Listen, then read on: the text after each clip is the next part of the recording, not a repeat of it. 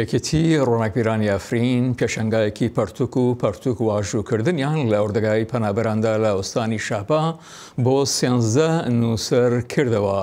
ناوەڕۆکی پەرتوکەکان سەبارەت بە ئەفرین و بەرخۆدانی ئەفرینە.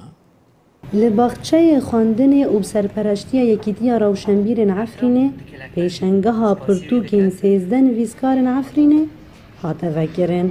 ناوەڕۆکە هەموو پرتوکان لە دوورە ئەفرینێ شەهیدان و بەرخۆدانێنە li gor Usame Ehmed serokê Yekîtiya Rewşenbîran ji me re dibêje. Ehmed peyama vê çalakiya wan wiha şîrove kir. Em di wê hêviyê dane di wê baweriyê dane ji bo Efrînê çi gerek bibe çi lazim bê pênûsên me, hişê me, hestên me, her hêzê me wê her tim amade bê ji bo Efrînê û ji bo rizgarkirina Efrînê. Yê girîng ji bo me em xwe hazir dikin ji bo vegera Efrînê. Em ê vegerin Efrînê lê ema ne wek em jê derketine em ê vegerin, em ê hîn xortir û hîn serkeftîtir em ê vegerin. Kurd bi pênûsa xwe Her wiha nivîskarê navdarî Efrînê Merwan Berekat jî di çalakiyê de amade bû û romana xwe Pakrawanekî Kurd ku li dûr şerê şervanên Kurd li dijî Daişê li Çiyayê Parsa Xatûnê ye ji bo haziran îmze kir.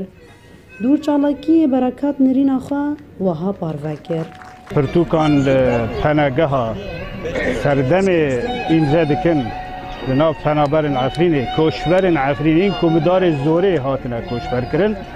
Evana tê wateye ku şoreşeke taybet e ev millet, ev gel tu carî li bendê rewşan nasekine û di her rewşekê de jî dikare berxwedanê bike û di her rewşekê jî dikare bibêje ez heme.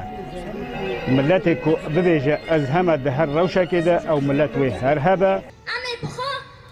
Bi hestên zaroktiya xwe yên ku li Efrîna xwe ser dipişkivîn zarokê 14 salî Xelîl Mûse hewilda êşa penabertiya gelê Efrînê bi peyvan bihûne û bi serenava rastiya Avrînê pirtûka xwe li kampa penaberên Efrînê îmze kir.